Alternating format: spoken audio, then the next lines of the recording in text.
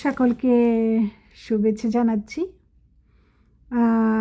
আজকে আমি একটা কথা বলতে চাই, সেটা হলো যে আমার শ্বশুর একজন পালক ছিলেন, ব্যাপটিস্ট চার্চে 40 বছর। তো আমার হাজব্যান্ড বিয়ের পরে চাকরি চলে যায়, কেডিএতে চাকরি করতো। প্রায় 2.5 বছর চাকরি ছিল না। কি কষ্টের মধ্যে দিয়ে গেছি আপনারা অনেকেই বুঝবেন যে বিয়ের পরে চাকরি চলে গেলে ওয়াইফের কি কষ্ট হয়, যাদের এই ধরনের পরিস্থিতি আছে।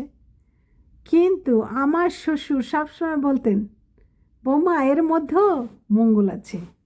আর তখন আমি ভাবতাম, বাবা যে কি বলে, ছেঁড়া শাড়ি পরতেছি, শুধু সারাদিনে একটু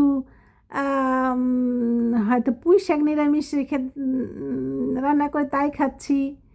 হ্যাঁ, আমার যে ননদ তারা সে পুরনো কাপড় চোপড় অন্যকে দেওয়ার জন্য দিত, সেইটা ব্লাউজগুলো ছিঁড়ে ফেলে হাতা কাটা পরতাম। তারপরে শাড়ি পরতে পরতে ছিঁড়ে যেত, পিছনের অংশটা কেটে ফেলে আঁচলেরটা পিছনে দিয়ে এইভাবে শাড়ি পরেছি।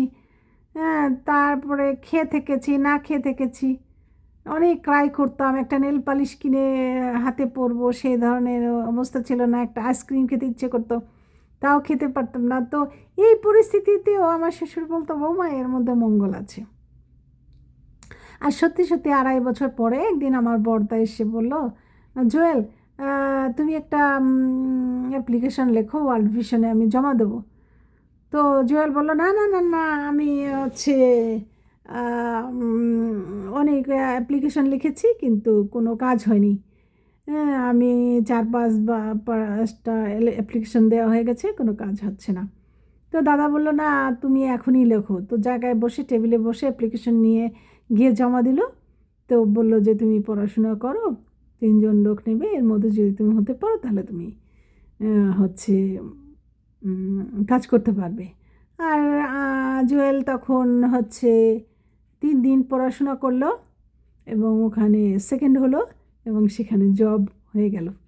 আর সেই জব সে 14 বছর কাজ করেছে সুনামের সঙ্গে অ্যাকাউন্টেন্ট হিসাবে। তো তাই আমি সেই আমার শ্বশুরের কথাটা সবসময় মনে করি যে সব কিছুর পিছনে ঈশ্বরের মঙ্গল আছে। তাই হতাশ হবেন না, বিশ্বাস করুন, ঈশ্বরের উপর বিশ্বাস রাখুন। একদিন সব কিছু আপনার হবে, সব কিছু আপনাকে ঈশ্বর দেবেন। তো ধন্যবাদ জানাই সবাইকে। ভালো থাকুন, সুস্থ থাকুন।